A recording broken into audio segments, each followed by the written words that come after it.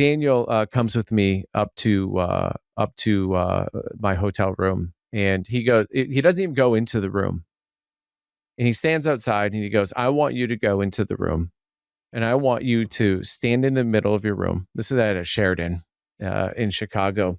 He's standing out in the hallway, and he goes, "When you get done," he's like, "I want you to come back up." He goes, "I want you to go into the room.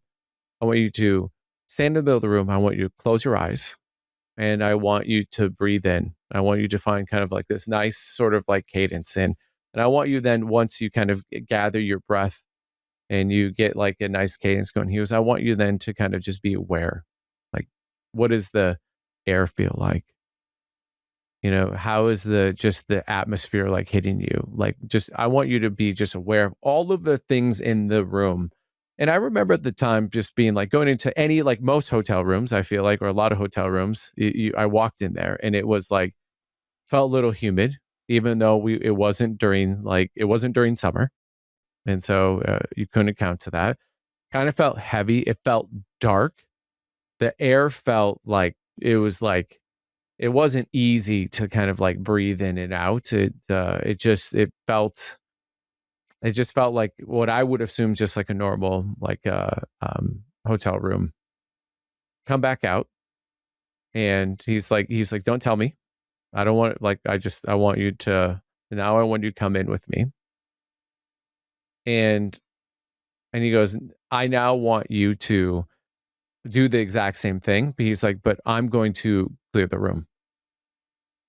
And what was amazing to me, and this is what that I realized, that almost everything that we are doing is an energy game. Energy is just the human word that like we give to this thing that I've called like life, right? You want to talk about spirituality, love, God, like it's energy in terms of we flow through. As I'm doing the exact same thing as I'm breathing, I just start to notice the room almost starts to feel like a spring day. And if you know what I'm talking about, the first kind of those first winds of spring when you go outside, it just smells clean. It feels like light. And then all of a sudden my eyes are closed, and all of a sudden I go, man, the room just feels like, I can viscerally remember it, Daniel, in terms of like, it feels like the room is just getting like lighter. It's getting more expansive. And I feel like my feet are on the ground. When I say on the ground, they're on the ground. I think I was like on like the 9th floor, something like that. And at no point, by the way, has Daniel said anything to me, "Hey, this is what you should expect. Here's what you might find." He's literally just going, he just says, "Hey, go in there. I want you to do this. Don't tell me anything. Just like, I want you to remember it." And we get done. And I just got to tell you, in terms of I had like the best night's sleep that night in there. I mean, it was absolutely incredible. And that kind of started me down this like journey that, okay, if everything is energy, that means in terms of when people's God-given gifts might be to be actually aware of other people's energy. I mean, you think about some of the best like public speakers. Is it because they're great public speakers, or because they fill rooms with like energy, right?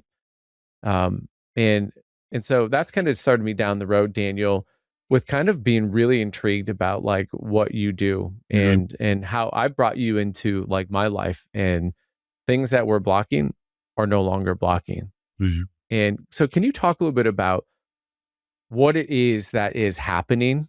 And I'd love for you to then dive into the story of like, how did you first, like, after you describe, like, how did you first know, like, okay, this was a thing for you? So ever since my relationship with God is really strong, ever since I was a kid, I had this love of God and a journey to increase that love with God. And so I would ask in the early days, God, how may I serve? And I was working in a bar at night, or as a student, there was all these things I was doing in my life. But I started asking God, how may I serve? And then he started to guide me. Initially, it was just with feelings, or people would come to me and ask for help, and I'd just do it. I mean, people have been doing that my whole life because I was always sensitive. I could sense when something was right or wrong. As a little kid, I was like, I go to some parties and you couldn't shut me up. I was just jumping around with so much happiness and joy.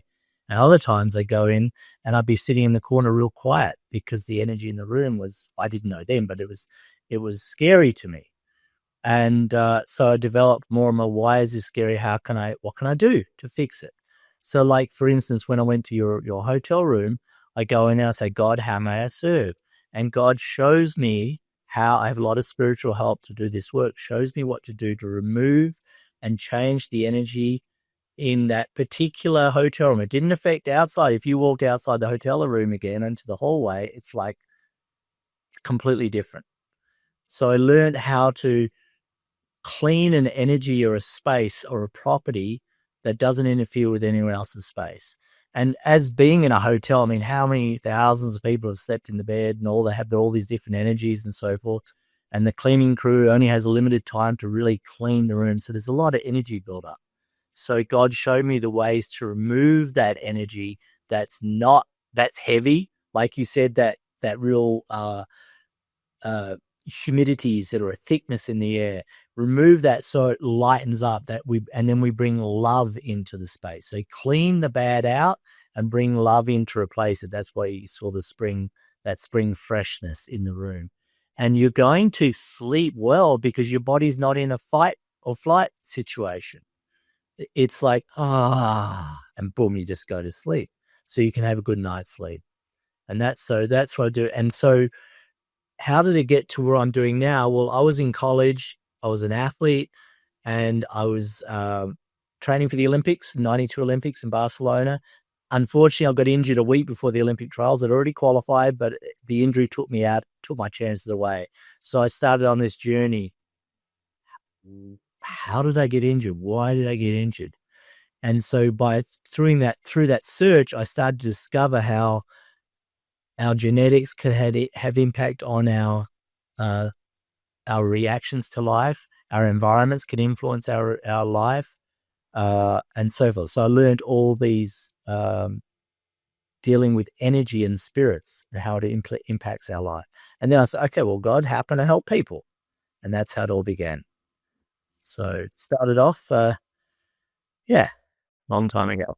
Well, and just to be clear, when you talk about as an athlete, you broke 4 minutes for the mile. I did. Right?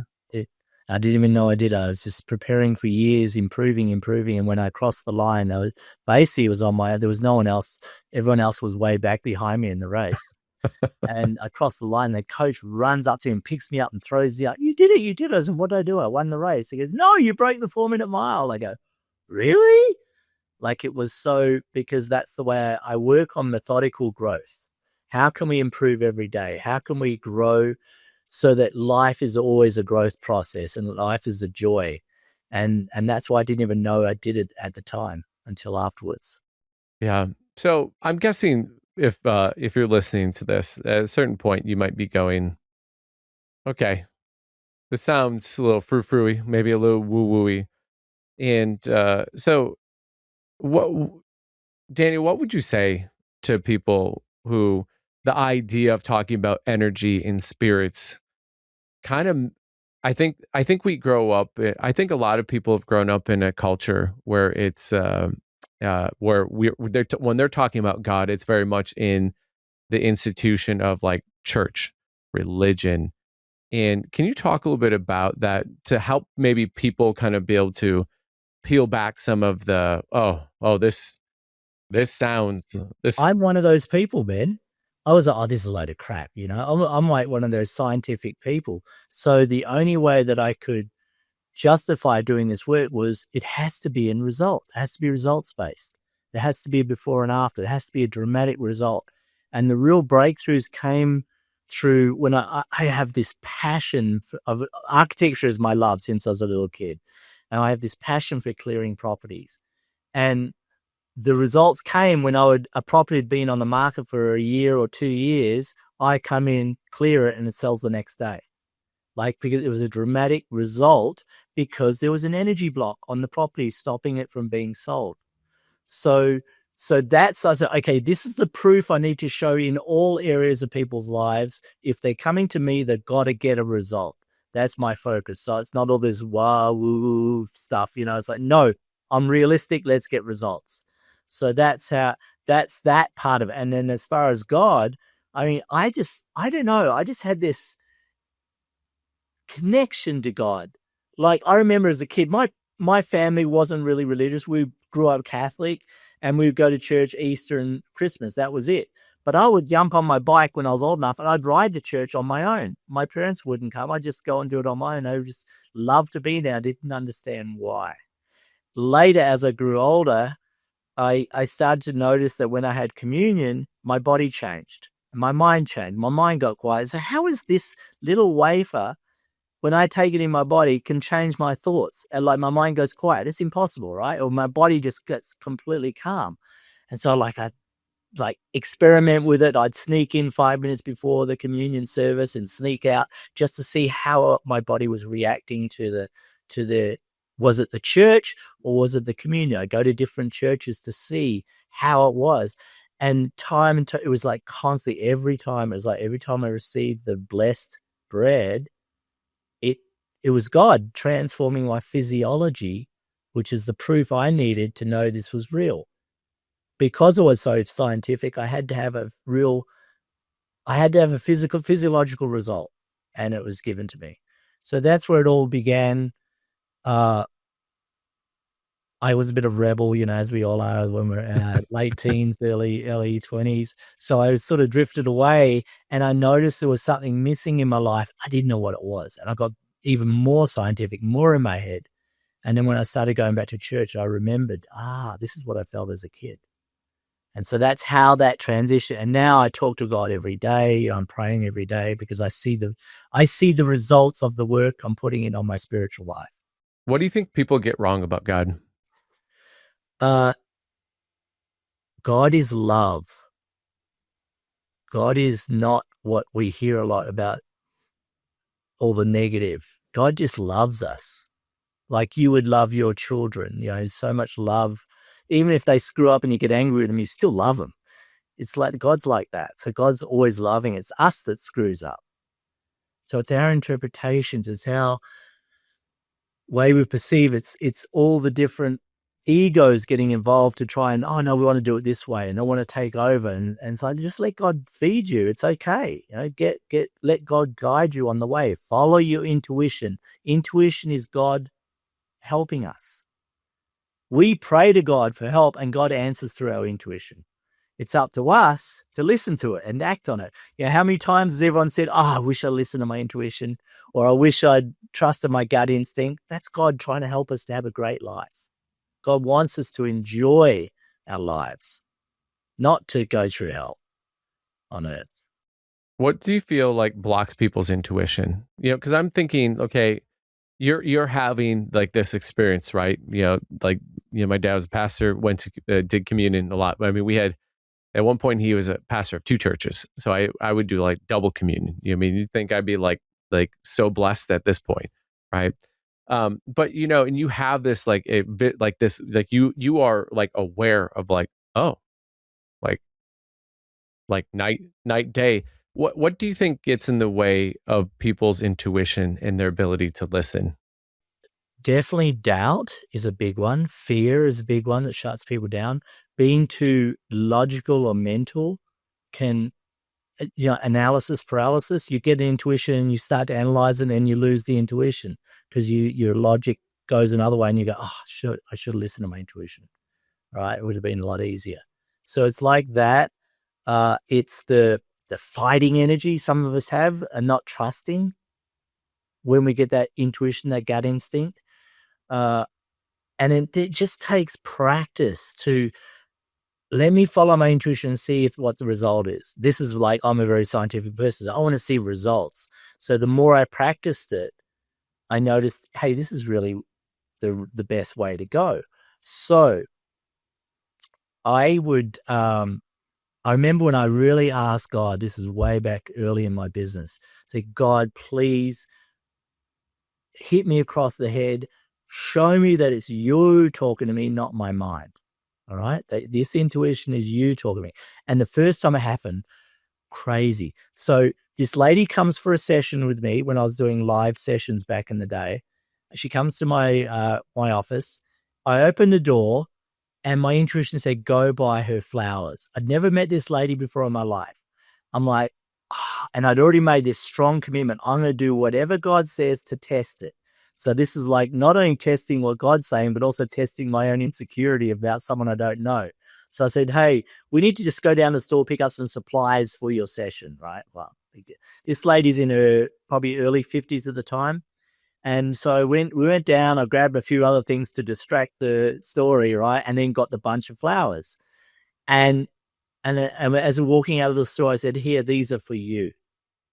Oh my God, she started crying uncontrollably. I'm like, oh shit, what have I done? You know? And she goes, no one has ever given me flowers in my whole life. That was the healing for her, to break that emotional block that she had in her heart, that she wasn't being loved. I didn't know this lady, but giving it to her broke the seal. And then I knew there's no way my logical mind would know to go and buy this lady flowers that I don't know. So God had to really make things so dramatic for me. So I knew it was God talking. And yeah, so that's how it started. How does someone discern between it's an idea and it's it's really intuition? And because I'm thinking about, in terms of my wife and I, we were talking about there was a property down in Florida that we just had driven by, and I was like, and just my gut feeling was like, hey, it's like, we should buy that property. But then, my wife and I were talking about it, and then she kind of talked about all the different reasons, and it was like, okay, that makes sense. So how does someone know, in terms of it's an intuition, like, hey, go buy flowers, versus like, oh, but now in retrospect, just as an aside, we were talking about this morning, we were like, she actually said, we should have bought that property. And so that's the context of that story. Her instead of your intuition. You didn't stand up for God, you stood up for her. Yeah. So talk a little bit about that, because I think that, and just to be clear, maybe you'll disagree with me. If intuition says you should drive your car off a ledge, well, that's not your intuition. God would never harm. God loves us. He would never harm us. Okay.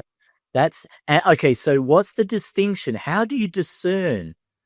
There's a certain feeling when it's intuition. It's like whereas a thought will have all this baggage attached to it, whether it's fear, anxiety, or stress, or questioning. There's no questioning with intuition. It's really clear. And the more you practice with it, you'll know. And you can say, hey, God, just help me out and just do little stuff to start, and then build up my confidence that I can go for the big stuff with the intuition. But it's like you get a sense that's so calm and clear, it's not your mind. And over years of practicing, it's very clear, this is not my, because I'm clear when it's my stuff. And I can feel it in my physical body when it's just my body's jumping around. It's, this is not God. Because when I feel God, it's like quiet and calm. It's very smooth. And so in that case, you got the intuition.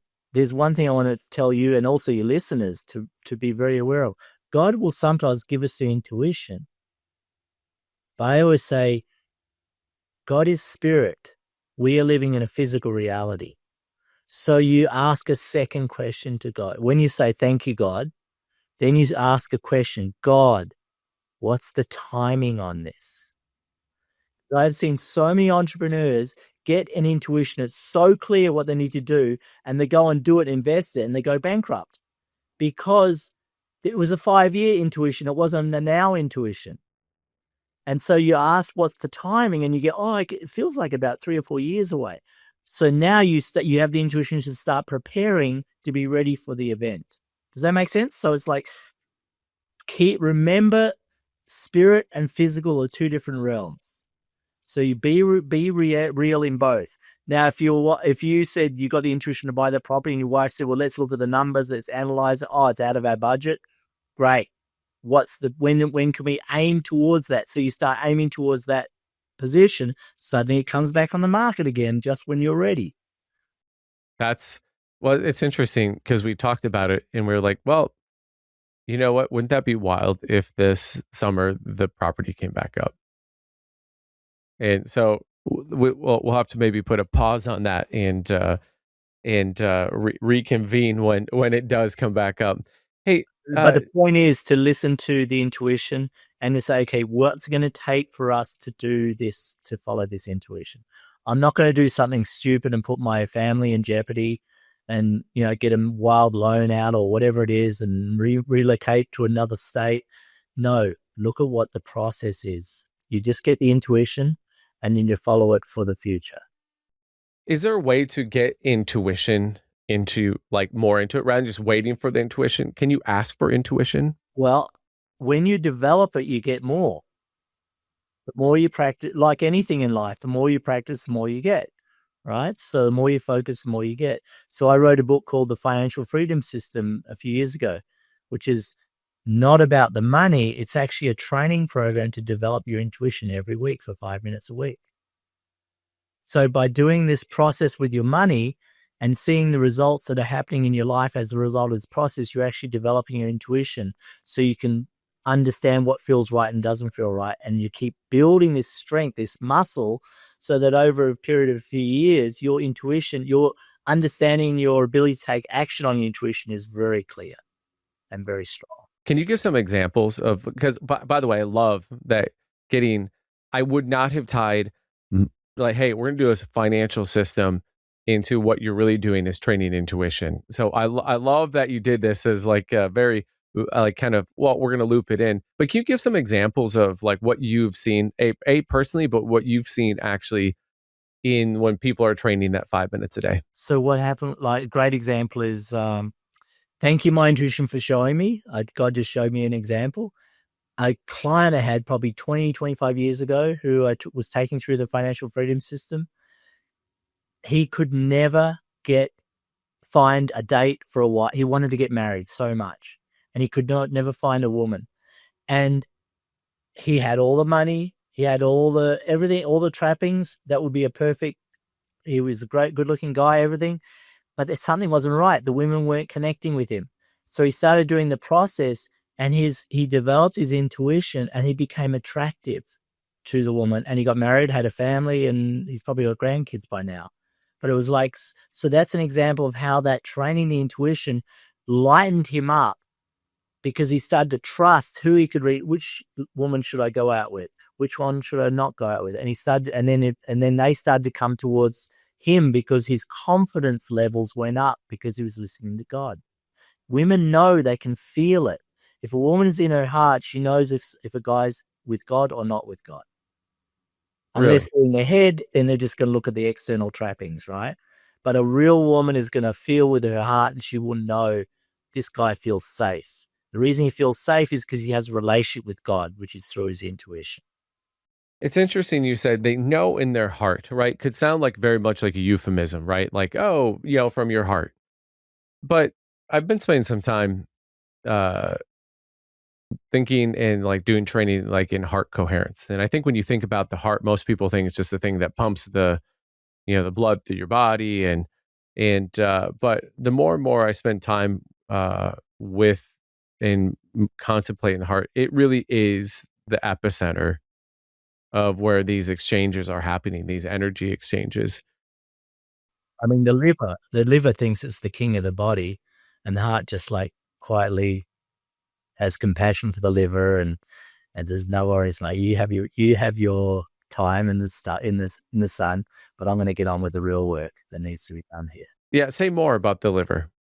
It's a powerhouse, right, in our body. And when people cannot handle the power, they abuse it through diet or alcohol or whatever substance they use to trying to squash the power because they can't handle their power. The liver is a very powerful instrument in the body. Yeah, explain more. What sort of power does it wield, and how do we experience that power? Anger can come from the liver, right? Right. If you have to need a lot of energy and force, it comes from the liver to push through whatever's holding you back or in your way, or when you're lifting a car off a baby, it's not your arms or it's your liver kicking in to and your passion in your heart is that's actually teamwork in that case. But a lot of when we're going for our goals, our liver can kick in to really push, And I've seen people who are on the way to their goals, then they go out and get drunk, which is dampening the liver's strength, and they lose all their willpower, so to speak, or their power, which came from the liver. So respecting the liver, honoring the liver, but knowing its function is to deal with what's happening on the planet, how we're dealing with life. And respect that. And the heart, it's not necessarily the physical heart I'm talking about. It's more like the spiritual heart in the heart chakra. It's really where love comes out of your body. And when love comes out of your body, it pushes the darkness away from life. It pushes the stress away from life, because you're creating almost like an insulation around you to protect you from the troubles of the world. When your heart is closed, all the world comes on top of you and it gets even doubly stressful. So and I work a lot training people to open their heart, and not just open their heart, but actually learn to love themselves, and to give love to the world, bringing this energy out so that when you are free, when your energy field is free, just like the hotel room you're in, when that's free, you're able to be at peace. And when you're at peace, you have your best creativity, your best insights, your intuition can come a lot clearer to you when you're not being clouded by all the fog and everything of life. So that's the point of the heart, to build that strength to push away all the darkness from you, all the negativity away from you. Do you have to be like an expert in something? Like, I know you said like, hey, we got intuition. I'm guessing like opening your heart is again an exercise, pretty much like everything, right? Like all the patterns that we have are things that we just have repeatedly done again and again and again, right? Whether we're conscious of it or if it's subconsciously happening. Because I'm thinking about the world today. I mean, in one thing, it's like, we have these things, intuition, like listening to God, right? Being open with our heart to be able to give and to like receive. Yet we live in this world where the currency that's just well known, it's been well known for like thousands of years, that fear is a really powerful, I'm going to call it drug. And so, you turn the news on, you don't see, oh, hey, so and so helped someone across the road. And they're like, oh, man, this is must watch news. It's more, it's whatever's happening in the world and how horrible it is. And, how do people still be present with the fact that living life can and isn't always as amazing as it is maybe where their feet are at, but also protect and be open, listening? I'll give you two answers to that. First one is, because as humans, we are predisposed to protect ourselves, okay? From the saber-toothed tigers or whatever. So survival is the thing for the humanity to keep growing, keep expanding. If there's no survival, we get eaten up. If we have no survival techniques, we get eaten up. So our mind is constantly looking for making sure we're safe. And when it's focusing on danger, it goes into this adrenaline rush and so forth. So the news understands that if they want to attract attention, they've got to attract you to something that's going to put you in a hyper mode. So you get attached, addicted, whatever to it. So that's what is a natural human element on the physical plane for our own survival, which has been used by marketing and so forth. So now on the flip side, the other story is I was in Australia earlier this year, and I'm like, everyone over there was like, you live in America? How are you surviving? It's so bad over there. It's like, they're like, boom, boom, they're giving you all this negative stuff about America. I'm like, and what do you say to that? I said, oh, it's the best country in the world. I'm so happy I live there. I'm happy every day. It's amazing. And they go, how can you say that? I say, well, I don't watch the news. And boom, they get it. They've been conditioned by what is projected on the TV or the social media, whatever. And I said, that's my defense. by not listening to it, I'm going to wait. My intuition is going to tell me, get out of here if I need to get out of here. And because I have that joy of looking at the sky, and when I'm stressed, I notice the difference because suddenly I don't notice the trees or I don't hear the birds. I go, I'm a bit stressed now. I need to get back to reality, back to the earth. So coming back, building up my inner strength, building the love out again so that I can enjoy life. And so that's the key. That's what, so this world, to me, everything I see is really positive. There's still negative. I understand I'm not like some naive idiot, right? But there's a lot of negativity on the planet. I deal with it when I'm clearing stuff for my clients. I get to see it all the time, but I don't let it control me. I choose to have love. I choose God as my number one focus. So this energy is coming out and pushing away that stuff away from me. And because I have that space from the negative, my intuition's heightened to know where to be at the right place at the right time always. So that's the strategy I do to not be. I was in that realm. And it's funny, if I sit in an airport and I see the whatever CNN or whatever's going on the stage, I go, whoa, this is really bad on the planet. You know, it's like, oh, wake up. Wake up. It's not that bad. So it's just focus. Focus your energy will give you the result that you want. And depending what you want, you can change where you focus. So be the boss of your life. And where do I want to, how do I want to live? And I'm going to find, your body's going to find those places that are not align with what you want. Can you give some, one of my favorite things when you and I are spending some time together, is you get to have a front row seat to all of these exchanges. I'm going to call them of like energy, right? Or clearings and getting obstacles out of the way. One of my favorite stories that you told me was about the couple who that was having they were being defrauded by a vendor. Can you tell that story? Like where you're sitting in the room with a bunch of filing cabinets. Because I think that this will give an idea that this isn't just about like energy leaves residue, energy leaves footprints and fingerprints all over. I think that this is one of my favorite ones. I'm not sure if which story, because I've had so many incidents like that. I'd have to get a name to get a recall, but I can give you another story that is similar. And that was a cafe there was a 24-hour-a-day cafe in Australia, and they were going crazy because they weren't meeting their expenses. They couldn't understand why we're always busy and yet we're struggling. Is someone stealing our money? But they checked that. It was fine. All the tills were accounted for. Everything was accounted for. So I came and did the clearing on the cafe, and then God said, go to the office. So, okay, can I go to your office? So I went to the office, which is in another building. We went in there, and then basically God said, that file, pulled the file off the cabinet, opened, I said, this company. And then because I'm in spiritual mode, I'm not really looking with my eyes. I just trust where to go.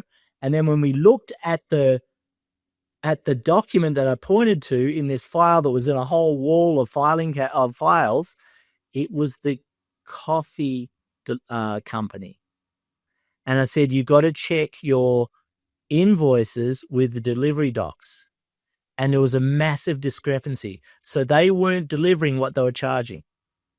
They were like half delivery of what they were, the invoices were. And of course, coffee is everything, right? That's where all the income comes. So immediately they changed coffee companies, and it just took off. Overnight, all the problems were gone. The profit was back. So that's an example where the energy, like you said, the residue, but in this case, my intuition was guiding me to this file on this shelf, pull it out and open up, and it's this company, whatever. And then we looked at it and we saw what it was. And so that's where energy, everyone, I don't know, different generations, but I always remember, don't sit in that seat because you know it's grandpa's chair, right? Why? Because he leaves an energy, not only if you've seen it, but even if you go into a house and you're pretty sensitive, you know, I don't want to sit in that chair. I don't know why, but it's because he's left his imprint in the chair. It's just energy. It's not bad. It's just an energy imprint.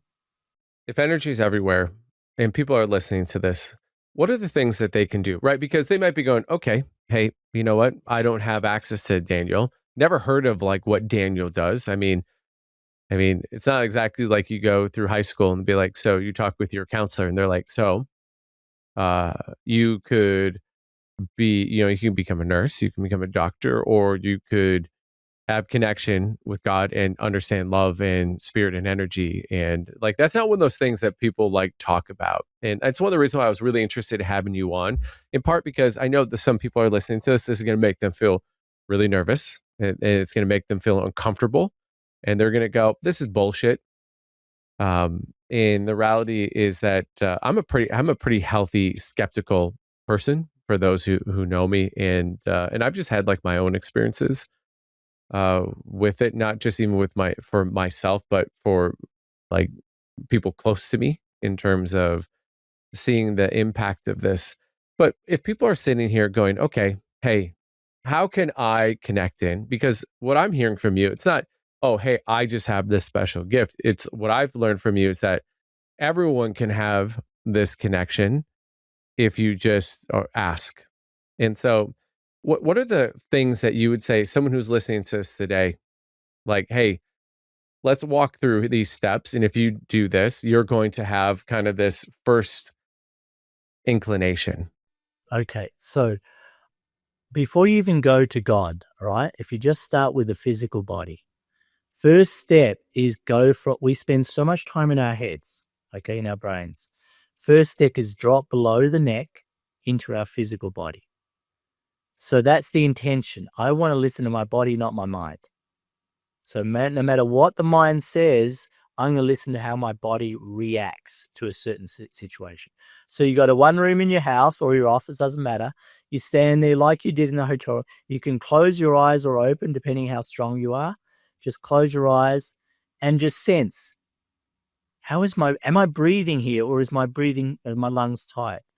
Do I feel grounded, or I feel I'm just touching the ground? Like, do I feel really solid, or I feel touching the ground?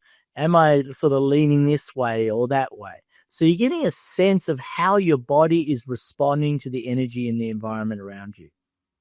Once you got that, go to another part of the house or go to another part of the office, repeat the process and see there's a difference. You go, over here I was feeling light and over here I feel more grounded. That's really, coincidentally, I spend more time in this room than that. My body is naturally avoiding this room because I get more in this room. So you start to notice, or you lie on your bed in different angles and see which one feels the most comfortable. Then you move your bed into that angle if you can. It's a bit hard in some apartments, but in a bigger home, you can design your bed that you can do to have a great sleep. Okay, things like that they can do. Or, I always used to recommend changing a mattress every 10 years or so, right? Which is pretty good anyway. But also, if you break a relationship, always change a mattress, because the energy from their old relationship will be there and block every new relationship. So it's another technique. So just knowing the first step of how does my body react, it's not really judging, it's just observing. How am I reacting? How can I use this good feeling, this space that I have a good feeling in, to maximize? So maybe you do all your creativity in that space.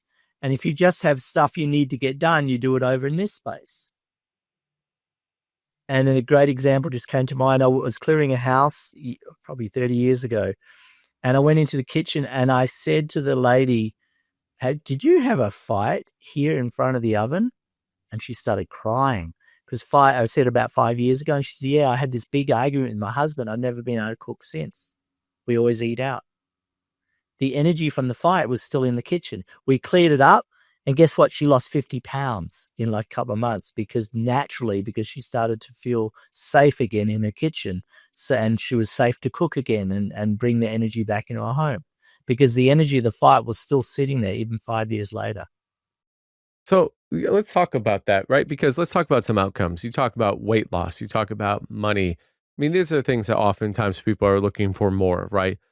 Freedom of time, freedom of relationship, right? More money, better health, things of that nature. Can you talk through in terms of as people gain control of their energy and as they have and be around energy and connection? So before I used to love drinking red wine. I love red wine, right? Don't drink it as much as I used to, but in the early days, what I would do is I go into a wine store and walk along the rack with my hand until I felt a bottle that felt strong.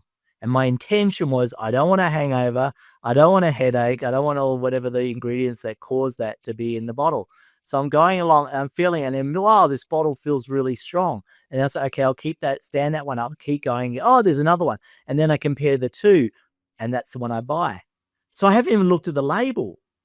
All I'm doing is feeling with my body which gives me the best strength, where my physical body feels the strongest, and which is not. And so instead of buying a label, you're buying a feeling or a reaction for your own physiology. And it's always been great. And sometimes it's the cheapest bottle in the shop. I'm like, is that possible? So yeah, but for that bottle is really good for my body. And I had a great night with the wine over dinner. Then I progressed to food. What food is going to make me feel stronger and what food is going to exhaust me? All right. And we know most of them naturally anyway, what's going to train us. But there's times when you want to grow your strength in your physiology, you look for foods that are going to encourage that. And then it got to a point where I could actually, as you practice and practice and practice and really build your intuition, I could look at a menu in a restaurant and find the food that's going to give me the most joy from the meal or the most energy from the meal. So these little things that you can practice over time to develop your strengths without your mind kicking in. So then, of course, if your goal is to lose weight, or what I say is don't lose weight because you'll always be losing weight, go for an ideal weight, or go for find the weight that feels right for you. And so your intention is I'm going for that weight. And so you will attract foods, you'll attract drinks and so forth to complement that goal. Or you have a goal in your business or at work. Maybe you're working 2 hours too long every day. When you're at your ultimate point where your energy starts to go down, that's when you want to back off and stop working at that point. And then you'll notice your results get stronger every day because you're not burning yourself out and dragging into the next day. Things like that to do. Over-exercising because you're competing with everyone else in the gym. Do what feels right for your body with your goal in line. Daniel, I'm curious in your own journey, right? Because I mean, you work with some incredibly successful people in the world. It's not like you're just, oh, hey, I'm in Colorado and I just work local. It's like you're traveling all over the world to 70 countries I worked in how many? clients, 70. 70. Yeah. Physically in 42 and 70 with Zoom and Skype. Can you talk a little bit about your own journey? I know like that article behind you and I were chatting that it kind of represents, but like you haven't always been this person who is, being asked to fly all over or to, connect in or to clear. I remember the first time it happened, I got a phone call back in the day when I accepted phone calls. And this lady said, I want to know about your work and so forth. And God said, go to her. I'm thinking she's in the next block, right? So I said, yeah, I'll come to you. And she's like 3 hours away. So I said, oh, well, I committed now. I've got to go. So I drove to her place and she opened doors there for me for work with other people. And then someone in that town told me about the next town. Oh, we got friends over there that want you to come there. So I started to travel. But so God got me started. But what was the big key was that every time I went to a new town, city, state, country, I noticed that the energies were always different. So I was, because my passion for learning, I was learning how this energy creates this consciousness, or this consciousness creates this energy. And I was starting to learn. That was my training ground of what. So that's why I traveled so much, is so that I could understand how certain cultures, the body responds differently. The culture has a different viewpoint on it. And so working with different cultures, different religions, different age groups has an impact. Different generations has an impact on how I need to help them the best. So that's why I traveled so much in the big point. And then when I come across an energy, I remember the first time this happened was in Arizona. And I went into this property. It was a 60-unit apartment complex. And immediately I remembered the energy from a place in Australia. So a different country completely. So I knew what to do. So I did the healing on that property. It'd been on the market for 3 years. They couldn't sell it. It was 60 units, the whole big complex. And in 3 days, I had 2 offers. Two offers the next 3 days for buying. And it had been on the market for 3 years, nothing. But it was because I could see what the blockage was that I learned from another country, that I was able to remove that, and then it opened all the doors for it. So that's the reason for traveling. And then it's just word of mouth. People start to hear about you. And I was always asking God, I started with God, how may I serve? And then it became, God, who may I serve? That was my prayer to God. God, who may I serve? And my goal was to reach as many people as possible, but I'm limited as one person. So I would reach the people that had impact on the masses. And those are the people that started to be attracted to me. And I would work with them, and they would pass that energy on to all their people just by them being clearer. And people would notice, hey, what did you do to him? He's so different now. And so that's how it all began. Well, I want to talk about the article though behind you, and that is that. I mean, at a certain point, even before you started being asked to be travel, like you were a poor bartender. I was working at a bar at night. I had this passion. What happened was, when I finished college and I started exploring this work, I was going to go to grad school, and I thought, I'll take a year off, try this work out, and see what happens. Well, it was 33 years ago. I never went back to college, right? So what happened was, I started out and I was really successful because I was working more on the physical realm, with the muscles and the mind and how the body interacts, emotions and energy and so forth. And then a year later, I was like, man, and I was so busy. A year later, I was like, you know what? I have to do the spiritual. It was like burning inside of me. I've got to do spiritual. And as soon as I made the commitment to do spiritual, like that, my business disappeared overnight. It was a total test. Are you really committed? And everyone thought I'd gone crazy. You're a whack job. What are you doing all this spiritual stuff for? You're so successful in this. And so I had to get a job. So I worked in a bar at night to put food on the table while I was spending the days building up my spiritual strength and building up my ability to help others spiritually. So that's how it began. And this went on for years of just struggle and just picking up work where I could while I was working on the side, even cleaning houses. I was doing physical cleaning as well as working in a bar at night just to get money to survive. And then on the 7th anniversary, this article came out in the paper, 7th anniversary of my business.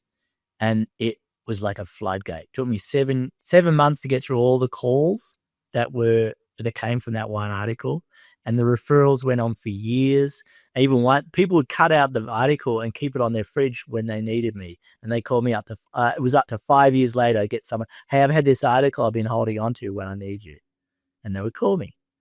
And so it's like amazing. So that was a God saying, okay, you're really serious. We better help you out. So the article came out. That was it. Because all advertising didn't work before that time. It was a real test. Am I committed to do this? Or is this just a fly-by-night idea? Am I really going to do it? And I did it. And then I got rewarded. And that took me around the world. This article took me to other countries. The word got out. and that was it.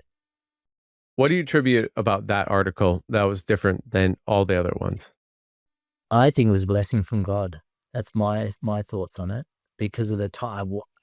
The article I'd heard was coming out, but it wasn't. And when it finally released, I looked at the top of the paper and it said the date, and that was actually my 7th anniversary. So I thought, oh, that's a coincidence, right? The seventh, God's number is 7.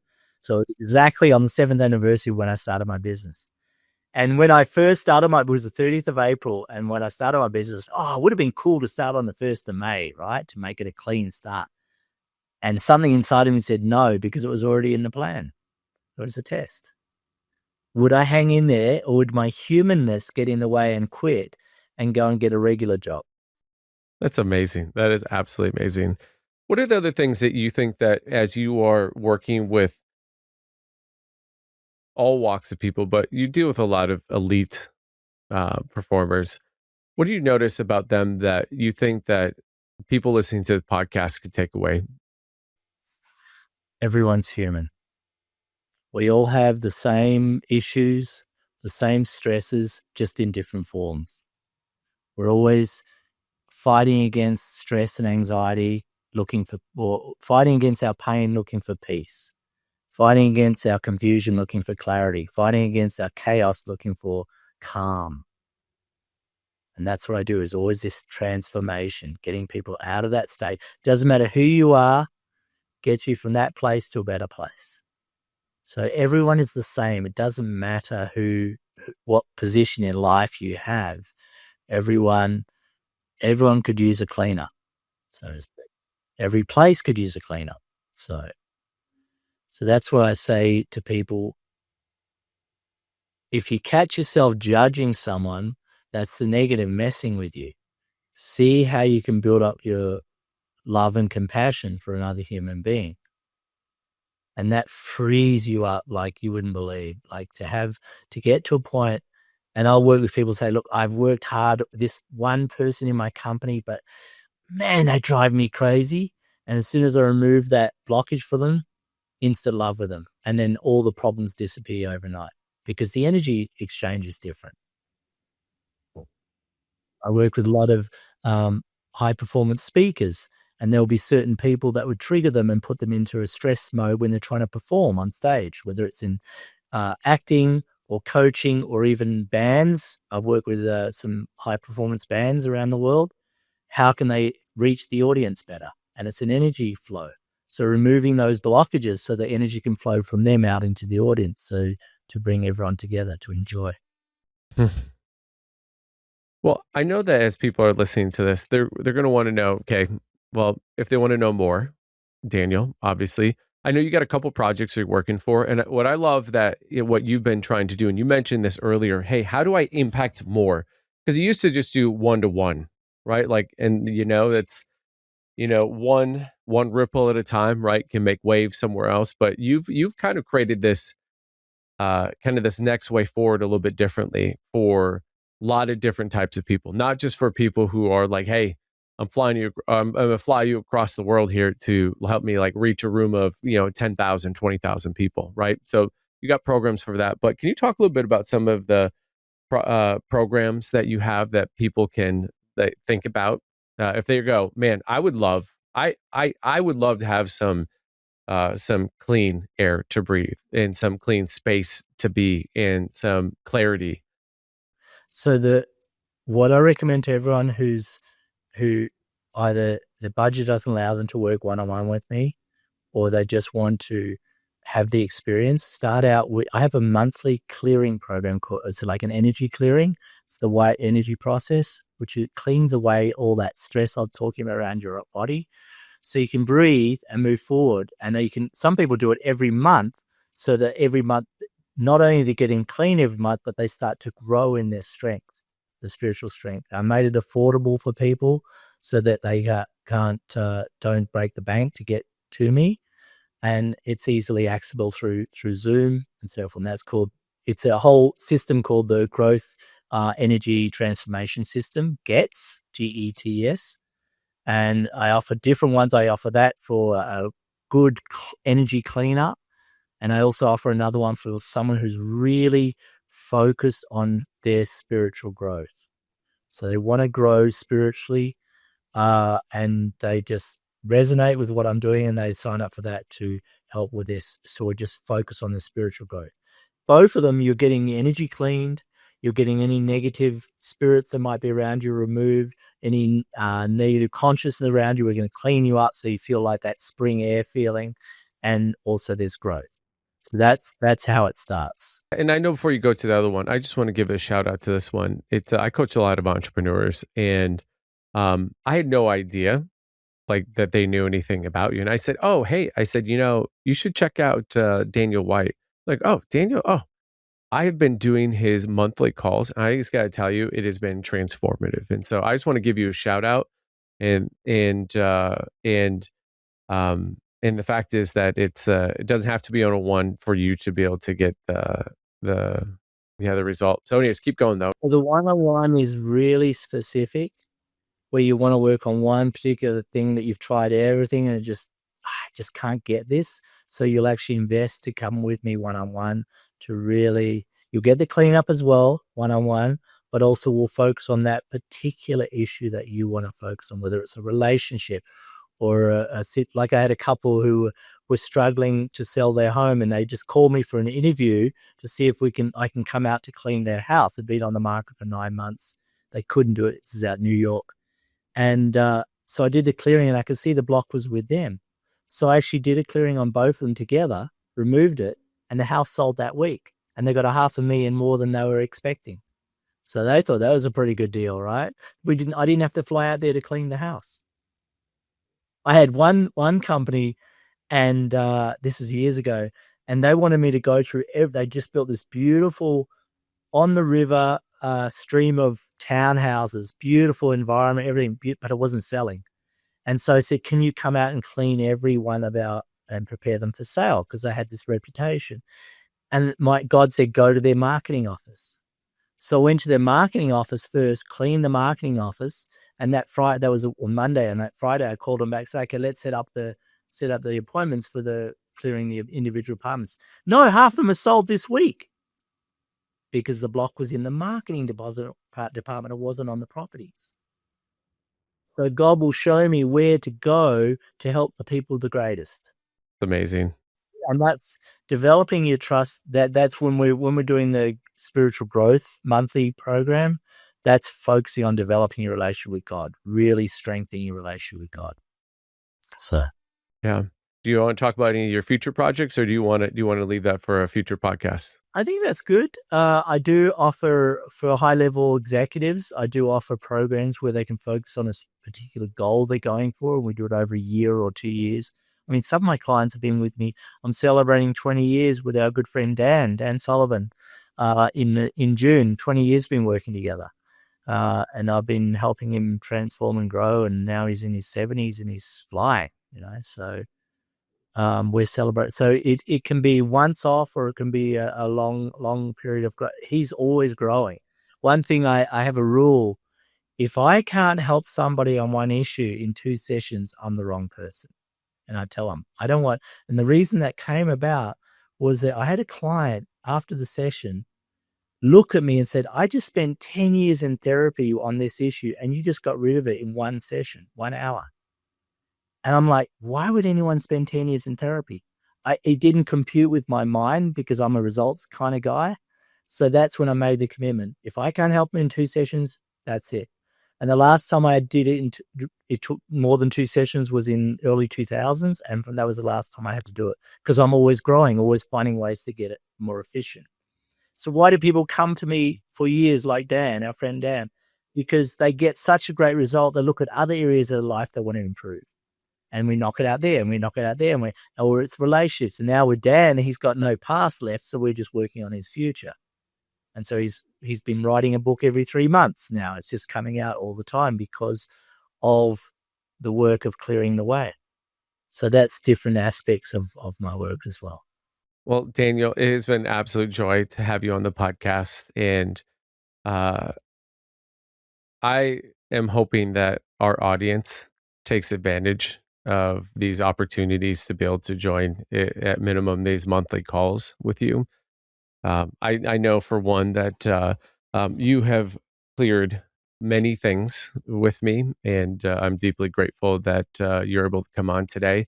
And I think expose people to that there is opportunity to have clarity and to have breathe. Oh, I always know in terms of when I'm there is when I feel like I'm breathing clean and And have peace in your life. have peace in my life. And so, love having you on. As you may or may not know, I always love our guests to leave the last ripple, the last thought, the last question, the last kind of resonant word. What would you tell our audience? To love yourself is to love God. To love God is to love humanity. To love humanity is to love yourself. Mm. Love is the key. Love is the key. Daniel, thank you for being here. It's been an absolute pleasure. It's wonderful. Thank you for listening. A big thanks to Elation Lab for the production and creative design. Remember to like, subscribe, and follow us on YouTube, Apple Podcasts, and Spotify. Keep listening for more Max Life.